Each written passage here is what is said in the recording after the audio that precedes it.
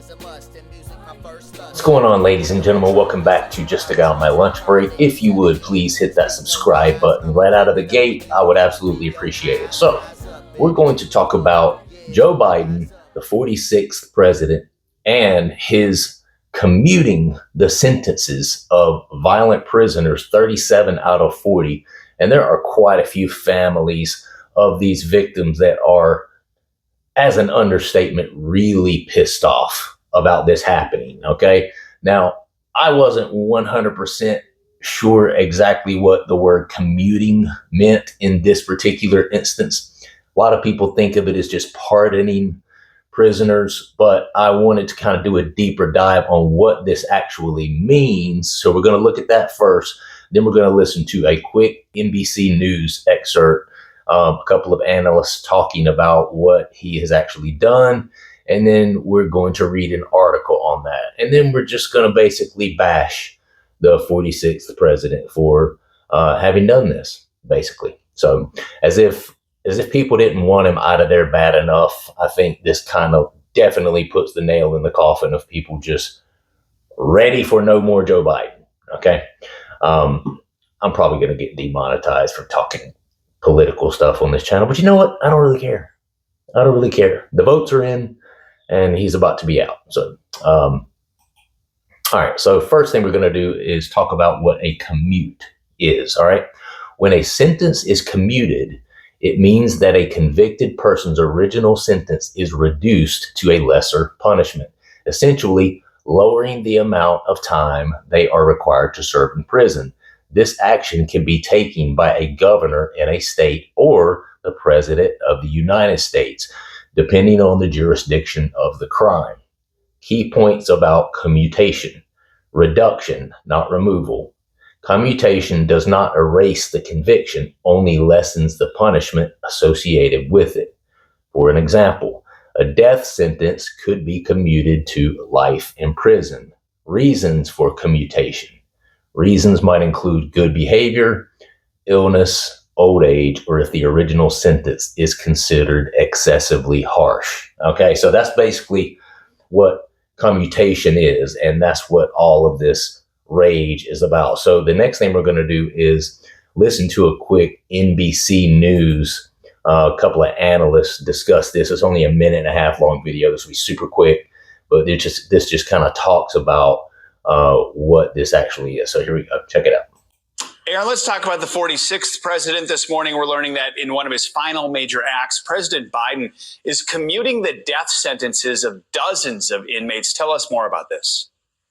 Well, Joe, there are 40 inmates on the federal death row, and the President Biden decided to commute the sentences of 37 of those inmates effective this morning. And this is something that we thought might be coming. We know that the federal death penalty had been frozen essentially since 2021 at the advice of the Attorney General. And so no one had been executed in the United States on federal death row since then. And so with this commutation, the president released a statement saying that this is in line with his long held belief that people on death row, murderers, all of these people who are currently on death row are murderers, should not be executed. He said that executions shouldn't happen except for in cases of terrorism and hate-motivated mass murder. We know the three people who will remain on death row, the Boston Marathon bomber, Dylan Ruth, the person responsible for the Mother Emanuel AME church shooting in South Carolina, as well as Robert Bowers, who committed the Tree of Life synagogue mass murder a couple of years ago. They remain on death row, Joe.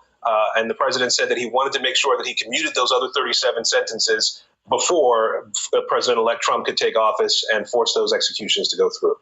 Thanks for watching. Stay. Okay, so there you have it.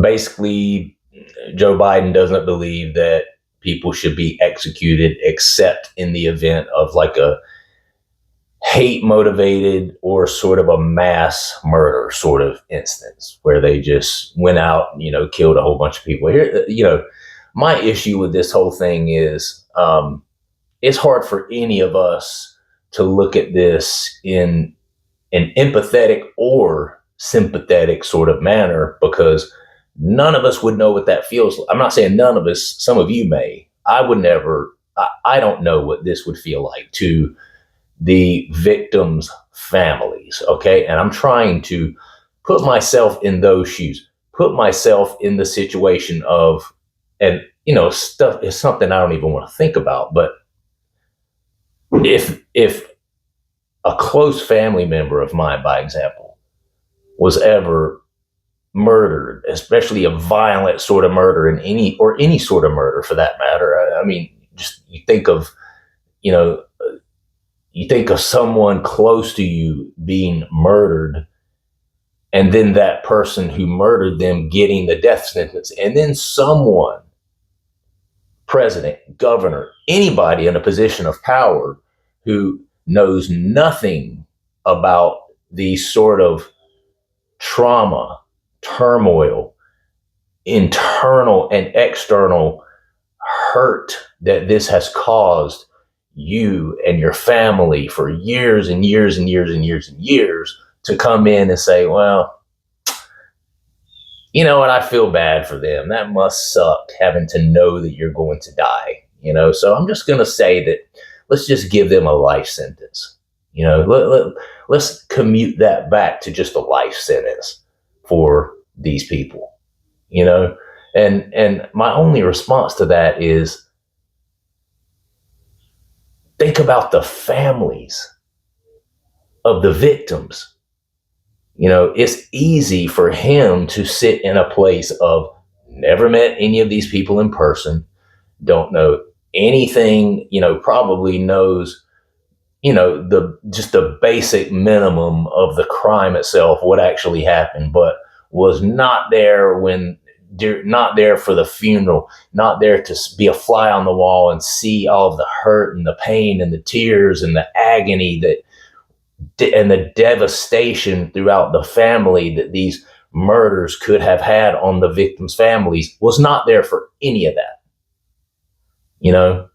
And I mean, it'd be one thing if the policy was first to consult with the families, the families of the victims, and maybe if a family had it in their heart for whatever reason, for political beliefs or whatever it is, that they didn't want, that they had an act of forgiveness for them would be this person not getting the death penalty, living the rest of their life. But then on the flip side of that, there are people out there that think it's worse to spend every waking day in prison. A lot of people think the death penalty is an easy way out, So there's a lot of people who would look at this and no, I don't, I don't want them to have the death penalty. I want them to have to live and think every day until the day that they die. I want them to die in that prison, but I want them to suffer in that prison for as long as they possibly can until their light gets snuffed out. You know what I mean? And there's a lot of people who, so you get people that think different ways about this sort of thing, So I think the biggest issue I have with it is not that there is an opportunity for a governor or because somebody within the justice system, or a group of people, whether it be a judge and jury, whatever, made the decision in the first place to enact an available law to give that person the death sentence, right? So that decision had to be made by people, right? People made that decision. So I don't necessarily have a problem with someone of power in enacting or commuting a sentence, but not in a vacuum, not by themselves. Hey, you're not a family of the victim. How can you make that decision? Especially, this man doesn't know which side of the stage is left and which side of the stage is right, and you are allowing him to make a decision as to whether a criminal is executed or not. It's mind-blowing. We're going to read a little bit of this article. Heather Turner, whose mother, Donna Major, was killed in 2017 bank robbery by one of the men whose sentence was commuted on Monday posted to Facebook that, quote, "At no point did the president consider the victims. The pain and trauma we have endured over the last 7 years is indescribable," Turner wrote. "Our government is a joke. Joe Biden's decision is a clear, gross abuse of power. He and his supporters have blood on their hands." Why it matters. On Monday, Biden commuted the sentences of 37 of 40 men on federal death row.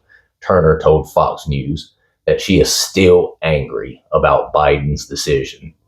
"I am upset with this. I am upset that this is even happening, that one man can make this decision without even talking with the victims, without any regard for what we've been through." Because, think about it, because the family of the victims, they're also victims too, right?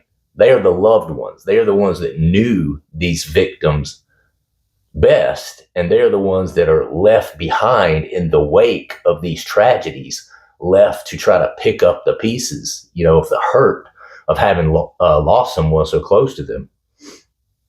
What we're going through, and completely hurt, frustrated, and angry, Turner said. Alex Snell, the brother of a 20-year-old victim another man commuted, Jorge Avila Torres, killed, told the New York Post he needs an explanation from Biden. Snell's sister, Amanda Snell, was fatally strangled in 2009 by Avila Torres in her barracks in Arlington, Virginia. Avila Torres also was accused of sexually assaulting and murdering 2 girls, as well as raping a graduate student. "He should have gotten that penalty," Snell said. "I'd rather see it go back to the way it was, where he was sentenced to death." Tim Timmerman, whose daughter was killed by one of the men whose sentence was commuted on Monday, said in an interview with Fox 40 that President Biden offered a Christmas gift to the perpetrators of murder. "I think President Biden offered a Christmas gift to the perpetrators of murder, but he offered only pain to the victims, the families of the victims," Timmerman said. Oh, man. On a personal note, glad to see him go. Can't get there fast enough, as far as I'm concerned. I don't want to turn this into some political thing, because I'm not a political channel.